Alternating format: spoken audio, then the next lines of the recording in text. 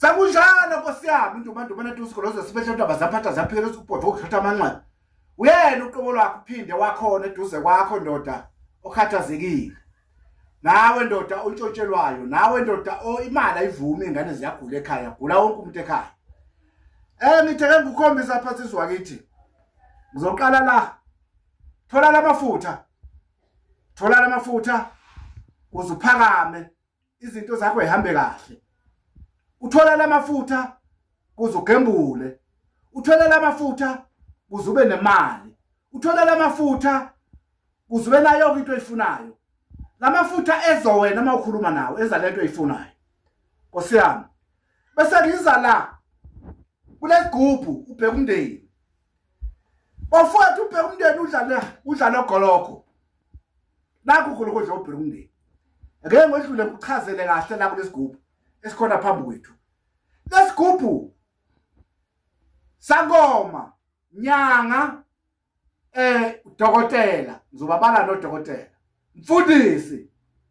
Sisebenza umsebenzi omkhulu lesigubhu emsebenzini wakho sibheka isikhwama sonke. Sibheka umndeni wonke. Ukuthi umndeni ungahlukumezeki, umndeni ungenganywa izinto ezingalungile, umndeni ungahlali ungasebenzi, umndeni usebenze. Siphinde sewongama impahla yakhe esibayini inkomo oyifuyile, phinde siyongama emalini. Siphinde esigubhu siyezwa. Siyezwa Nkosi yami, siyezwa. Masufake lento ususifakile ususikhandile. Ngifuna mfowethu usithole lesigubhu. Ukwazi ukuhlola, ukwazi kwelapha ngaso.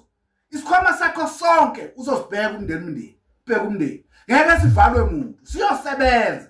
Dlana mfowethu masibulawa indlala. Uyayizwa into engishoyo. Ngifuna ukutshela lenkinga ozokutshela yona. Yo, isikhwama sakho sifile, isikhwama sakho sivalekile kasisebenzi. Yingoba singabhekwe lutho. Isikhwama sakho silula, awukhona ukwelapha ngoba sifile, asisebenzi. Bakuvalile, la ngeke uvalwe umuntu. Uyobathola abantu ngasonke isikhathi, bengene beze kuwena. Usuthola lezi inhlanga zale ndoda. Nansi le ndoda, uthola inhlanga zakhona. Zisebenza zihamba nobheka umndeni. Mfowethu uphuthuma ufike nemali yakho uzothola lesigubhu. Uyangizwa ngithini? Angenza amaswe emali mfowethu uthi ufanga ngithola imali olilambile. Ngifuna udle. Uzodla mfowethu ngalesigubhu engikhombisa sona. Uzodla uzubulawa indlala. Impahla zakho ezogada futhi zizikufa. Lezi ngane zakho ezosebenza zonke.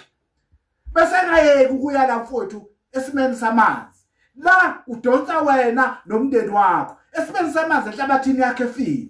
Siyayikhuluma singunikeza izinto lezi zokulungisa lo nhlabathi yakho. Kuthi mayivuke ihambisane nawe. Ngoba ngeke inhlabathi mangahambisana nawe uyaphambana. Ubheka umndeni uyakutshela ngenhlabathi yakho ebese ayivula ukuthi mayisebenze. Bese ngiphinda ngiye enganeni. Ingane kayigani la ekhaya. Inkinga enkulu leyo. Uyayizwa lo ndaba? Ingane kayigani la ekhaya. Kunobe zigane ingane ziyethwasa. Ungasakubheka ukuthi ithwasa ingane ngani. Kanti cha kunamanzi amnyama. Uyayizwa lo ndaba? Bakuphehlela amanzi emnyama. Bese bedonsa ingane ukuthi zithwase zingazilutho. Zingakwazi ukuphula, ingakwazi ukwenza lutho. Uyayizwa lo ndaba? Iyagijima ingane yofuna amaphakamo ophakamisa. Kanti ayithwese ngendlela. Ayithwasanga ngendlela efanele. Ngeke sididekeke sonke. Thina inyanga sohlola sithi ingane ifanele uthwasa izangoma ngathi kubhede ekhaya. Mfowethu thola lesigubhu sikaMahlabehlezi. Uzokwazi ukuphila uMahlabehlezi lokhulumayo. Uzokwazi ukuphila ube indoda. Siyabonga.